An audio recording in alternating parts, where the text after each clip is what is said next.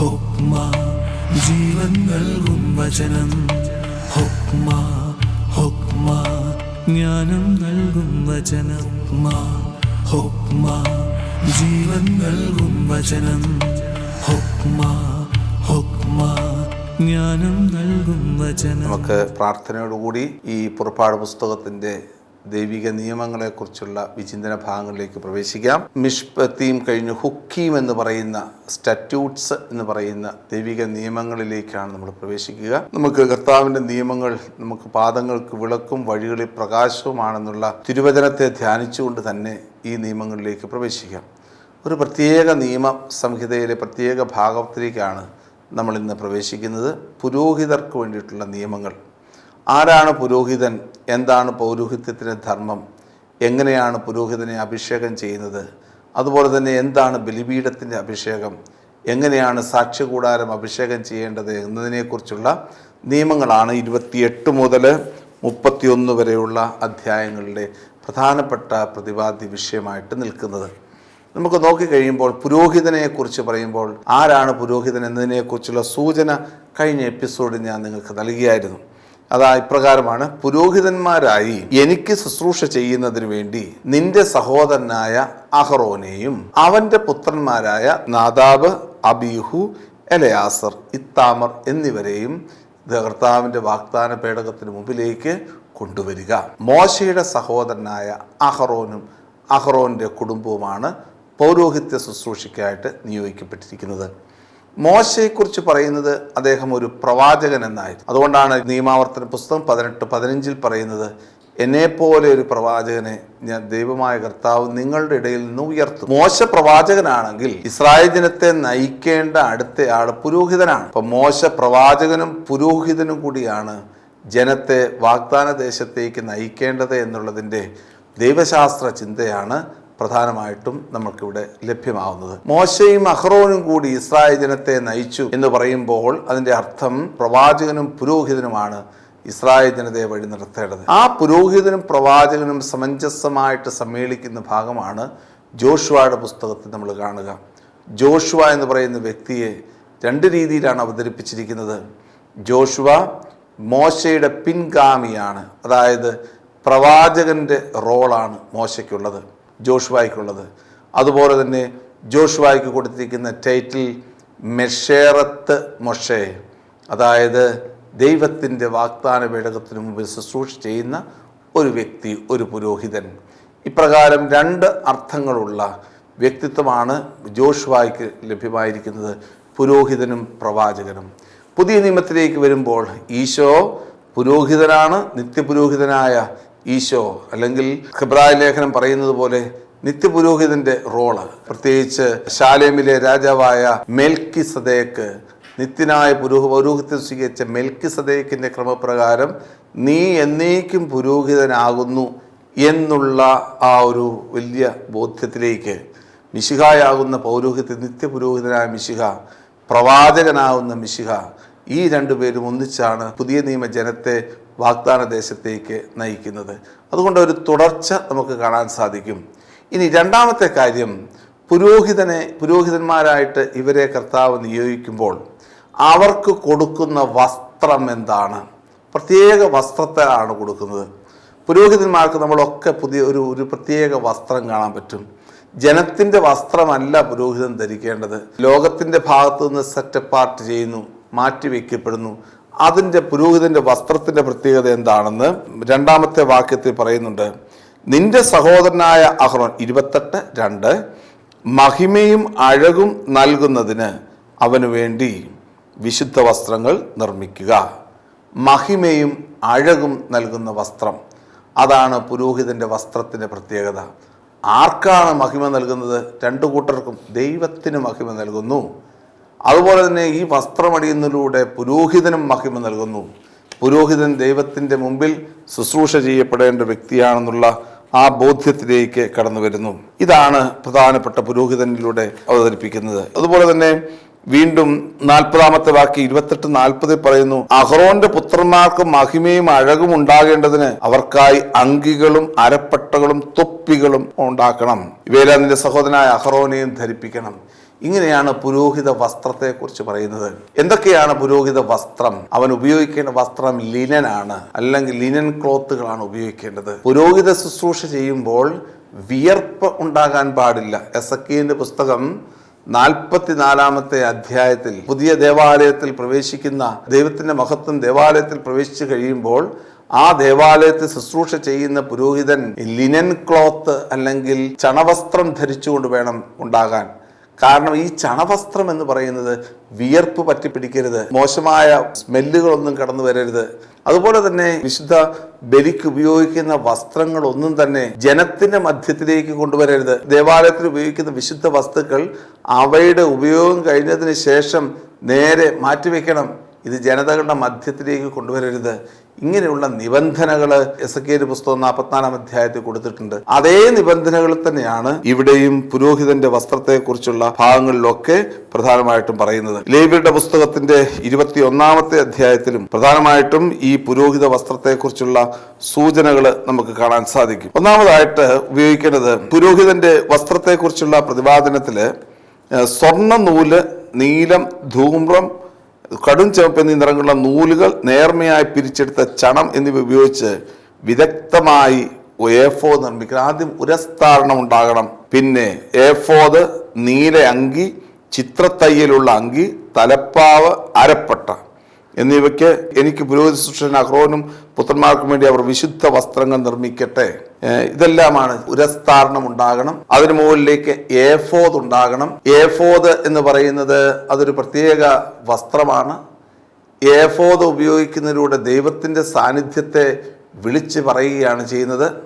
ആ ഏഫോദിന്റെ അടിയിലേക്ക് ഇട്ടിരിക്കുന്ന തൊങ്ങലുകളിൽ മണി കിലുക്കങ്ങളൊക്കെ ഉണ്ടായിരിക്കണം. അതെന്താണെന്ന് ചോദിച്ചാൽ ഒരു പുരോഹിതൻ നടന്നു വരുന്നുണ്ടെന്ന് മനസ്സിലാക്കണം. അതുപോലെ തന്നെ ഏഫോദിന്റെ മുകളിലേക്ക് അല്ലെങ്കിൽ ബ്രസ്റ്റ് പ്ലേറ്റ് എന്ന് പറയുന്ന സാധനം ഉണ്ടാകണം. ഇസ്രായേലിന്റെ 12 ഗോത്രങ്ങളിലെ പേരുകൾ കൊത്തിവെച്ചിരിക്കുന്ന പ്ലേറ്റുകൾ ഉണ്ടാകണം. അതിന് മുകളിൽ ഏഫോദ് ധരിക്കണം. അതിന് മുകളിലേക്ക് തലപ്പാവ് ഉണ്ടായിരിക്കണം. ഇങ്ങനെയുള്ള ഓരോന്നും ഈ ഇസ്രായേൽ ജനത്തിന്റെ പൗരോഹിത്യ ശുശ്രൂഷയിലെ പ്രധാനപ്പെട്ട കാര്യങ്ങളാണ്, പുരോഹിതന്റെ വസ്ത്രങ്ങളാണ് എന്ന കാര്യം പ്രത്യേകം ഓർക്കുക.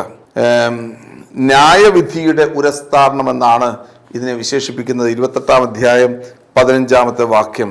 അത് ന്യായവിധിയുടെ ഉരസ്താരണം എന്ന് പറഞ്ഞു കഴിഞ്ഞാൽ ഇത് ന്യായവിധിയിലേക്കാണ്, വിധി നിർണ്ണയിക്കുന്നത്. ഏഫോദ് ഒരു ജനതയുടെ വിധി നിർണ്ണയിക്കുന്നതാണ്, ഒരു വ്യക്തിയുടെ വിധി നിർണ്ണയിക്കുന്നതാണ്. ആ ഏഫോദിന്റെ അടുത്തേക്കാണ് ഓരോരുത്തരായിട്ട് എത്തേണ്ടത്. ജോഷുവയുടെ പുസ്തകത്തിന്റെ 14-ാമത്തെ അധ്യായത്തിൽ എലയാസർ എന്ന് പറയുന്ന പുരോഹിതൻ ഏഫോദ് ധരിച്ചുകൊണ്ടാണ് ഇസ്രായേൽ ജനത്തിന് സ്ഥലങ്ങൾ വീതിച്ചു കൊടുക്കാനുള്ള ലോട്ട് എടുക്കുന്നത്. അതുപോലെ തന്നെ ന്യായാധിപന്മാരുടെ പുസ്തകത്തിന്റെ 8-ാമത്തെ അധ്യായത്തിൽ ഗിദയോൻ ഒരു ഏഫോദ് ഉണ്ടാക്കി ആ ഏഫോദിനെ ആരാധിക്കാൻ വേണ്ടിയിട്ട് ജനങ്ങളെ പ്രേരിപ്പിച്ച സംഭവങ്ങളൊക്കെ വിശുദ്ധ ഗ്രന്ഥത്തിൽ കൊടുത്തിട്ടുണ്ട്. ഇപ്രകാരം ഏഫോദ് എന്ന് പറയുന്നത് ന്യായവിധിയുടെ, ഇസ്രായേൽ ജനം കർത്താവിൻ്റെ അടുത്തേക്ക് വരുമ്പോൾ അവർ അനുഭവിക്കുന്ന സ്വസ്ഥതയ്ക്കും സമാധാനത്തിനും വേണ്ടിയിട്ടാണ് ഉപയോഗിക്കേണ്ടത് എന്ന് പ്രധാനമായിട്ട് ഓർമ്മിപ്പിക്കുകയാണ്. പ്രകാരമുള്ള പുരോഹിത വസ്ത്രങ്ങൾ ധരിച്ചതിന് ശേഷമാണ് പുരോഹിതന്റെ അഭിഷേക കർമ്മം നടക്കേണ്ടത്. അതിനെക്കുറിച്ചാണ് 29-ാമത്തെ അധ്യായത്തിൽ പ്രധാനമായിട്ടും പറയുന്നത്. അതിന് ചില ദഹനബലികളുണ്ട്, അതുപോലെ തന്നെ യാഗബലികളുണ്ട്. അവയെല്ലാം നടത്തിക്കൊണ്ടാണ് ഈ പുരോഹിതന്റെ അഭിഷേകം നടത്തുക. പുരോഹിതൻ അഭിഷേകം ചെയ്യപ്പെടേണ്ടത് ബലിപീഠം അഭിഷേകം ചെയ്ത അതേ എണ്ണ കൊണ്ട് തന്നെയാണ്, അല്ലെങ്കിൽ തൈലം കൊണ്ടാണ് എന്ന് പ്രത്യേകമായിട്ട് അനുസ്മരിപ്പിക്കുകയാണ് ഇവിടെ. ബലിപീഠവും പുരോഹിതനും തമ്മിലുള്ള പരസ്യമായിട്ടുള്ള ബന്ധത്തെയാണ് ഇത് സൂചിപ്പിക്കുക. പുരോഹിതൻ അഭിഷേകം ചെയ്തതിന് ശേഷം 7 ദിവസം പ്രാർത്ഥനയിൽ കഴിയണം. 8-ാമത്തെ ദിവസമാണ് അദ്ദേഹത്തിൻ്റെ പൗരോഹിത്യം പ്രഖ്യാപിക്കപ്പെടുന്നത്. അതാണ് പ്രധാനമായിട്ടും നമ്മൾ 29-ാമത്തെ അധ്യായത്തിലൊക്കെ കാണുന്നത്. പുരോഹിതൻ അദ്ദേഹത്തിന്റെ അഭിഷേകം കഴിഞ്ഞതിന് ശേഷം അദ്ദേഹത്തിന്റെ പൗരോഹിത്യം പ്രഖ്യാപിക്കേണ്ടത് പ്രധാനമായിട്ടും ഈ 8-ാമത്തെ ദിവസമാണ്. അതുവരെ പുരോഹിതൻ ദൈവവുമായിട്ടുള്ള ബന്ധത്തിൽ പ്രാർത്ഥനയിൽ കഴിയും. അതിനുശേഷമാണ് അദ്ദേഹത്തിന്റെ പൗരോഹിത്യ ധർമ്മം നിർവഹിക്കപ്പെടുക. 8-ാമത്തെ ദിവസം കുഞ്ഞിന് പരിച്ഛേദന നൽകണമെന്ന് പറയുന്നതിൻ്റെ അർത്ഥവും ഇതുമായിട്ട് ധാരാളമായിട്ടുള്ള ബന്ധമുണ്ട് എന്ന കാര്യം കൂടി പ്രത്യേകം ഓർക്കുക. ഇപ്രകാരം അഭിഷേക കർമ്മങ്ങൾ നടത്തി ബലിപീഠത്തെയും ധൂപപീഠത്തെയും ഒക്കെ അഭിഷേക കർമ്മം നടത്തി അഭിഷേക തൈലങ്ങൾ ഉണ്ടാക്കിയതിനു ശേഷമാണ് ഇസ്രായേൽ ജനം ഈ വാഗ്ദാന ദേശത്തേക്ക് കടന്നു പോകേണ്ടത്. അതിൻ്റെ സമാപനത്തിലാണ് സാബത്ത് ആചരണത്തെക്കുറിച്ചുള്ള നിയമങ്ങൾ ഈ പുറപ്പാടിൻ്റെ പുസ്തകം 31-ാമത്തെ അധ്യായത്തിൽ നമുക്ക് കിട്ടുന്നത്. ഇത് വളരെ ഹ്രസ്വമായിട്ടാണ് പറയുന്നതെങ്കിലും കാരണം ഇനി വരുന്ന ലേവ്യരുടെ പുസ്തകത്തിലെ നിയമസംഹിതകളിൽ ഈ പുരോഹിതന്റെ ധർമ്മവും പുരോഹിതന്റെ അഭിഷേകത്തിൻ്റെ ക്രമവുമൊക്കെ കൃത്യമായിട്ട് വളരെ വിസ്താരമായിട്ട് വിവരിച്ചിട്ടുണ്ട്. അതുകൊണ്ടാണ് ഇതിപ്പോൾ ഹ്രസ്വമായിട്ട് പറയുന്നത്. ലേവ്യരുടെ പുസ്തകത്തിൻ്റെ ഭാഗത്തിലേക്ക് വരുമ്പോൾ പുരോഹിതന്റെ ശുശ്രൂഷയെക്കുറിച്ചും ആരാണ് പുരോഹിതനെന്നും ആ പുരോഹിതന്റെ ധർമ്മം എന്തൊക്കെയാണെന്നും കൃത്യമായിട്ട് നമുക്ക് മനസ്സിലാക്കാൻ സാധിക്കും. ഇതിൻ്റെ സമാപനത്തിൽ നമ്മൾ കാണുന്നത് ഒരു ഇന്റർലൂഡാണ്. അതായത് ഒരു പ്രധാനപ്പെട്ട ഇന്ററപ്ഷൻ കാണുന്നു 32 മുതൽ 34 വരെയുള്ള അധ്യായങ്ങളിൽ. അതിൽ പ്രധാനമായിട്ടും നമ്മൾ കാണുന്നത് ഉടമ്പടിയുടെ പത്രിക കൊണ്ടുവരുന്ന മോശയും കൊണ്ടുവരുമ്പോൾ അഹറോനും കൂട്ടരും കാളക്കുട്ടിയെ ആരാധിച്ചിരുന്ന രംഗവും, മോശ ആ കാളക്കുട്ടിയെ കണ്ടിട്ട് കർത്താവിൻ്റെ ഈ 10 കൽപ്പനകൾ അടങ്ങിയിരിക്കുന്ന ഫലകങ്ങൾ എടുത്ത് തച്ചുടയ്ക്കുന്നതും, വീണ്ടും കർത്താവിൻ്റെ മലയിലേക്ക് പോയി 40 രാവും 40 പകലും ഉപവസിച്ച് ജനത്തിനു വേണ്ടി പ്രാർത്ഥിച്ച് കർത്താവിൻ്റെ മലയിലേക്ക് പോയി കവനൻ്റ് റിന്യൂവൽ നടത്തി ദൈവത്തിൽ നിന്ന് വീണ്ടും നിയമസംഹിതകൾ കൊണ്ടുവരുന്ന രംഗമാണ് 34-35 അധ്യായങ്ങളുടെ പ്രതിപാദ്യ വിഷയമായിട്ട് നിൽക്കുക. ഇവിടെയും ഒരു കവനൻ്റ് റിന്യൂവൽ സെറമണി നമ്മൾ കാണുന്നുണ്ട്. കാരണം ദൈവത്തിൻ്റെ ജനം പാപം ചെയ്തു, ഏകദൈവത്തെ മറന്ന് ബഹുദൈവങ്ങളുടെ പിന്നാലെ പോയി.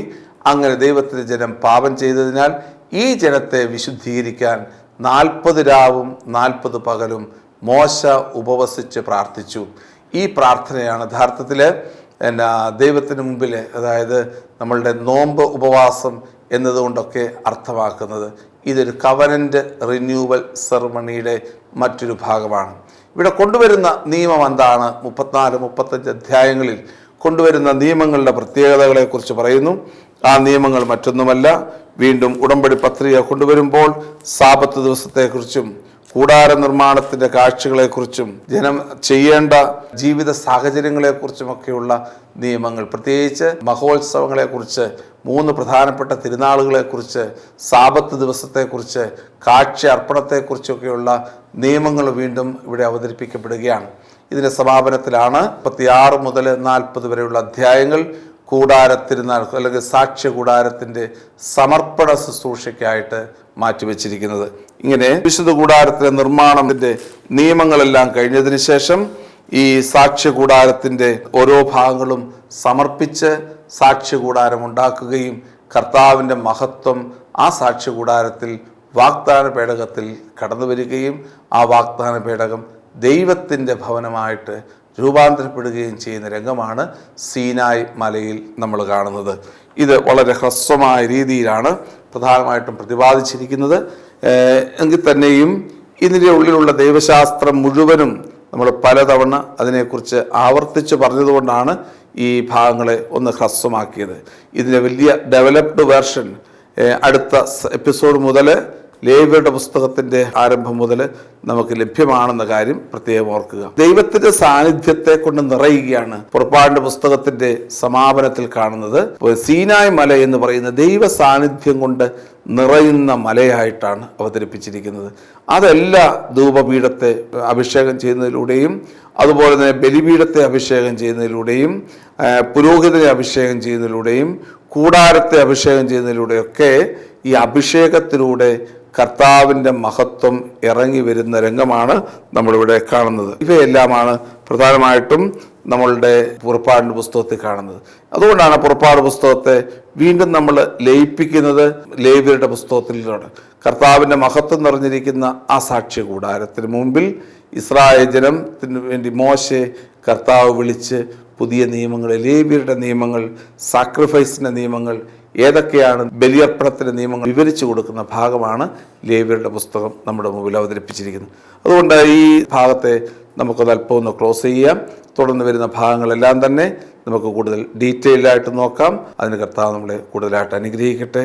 ദൈവം നമ്മെ സമൃദ്ധമായിട്ട് അനുഗ്രഹിക്കട്ടെ. ആമേൻ. ജീവൻ നൽകും വചനം, ജ്ഞാനം നൽകും വചനം.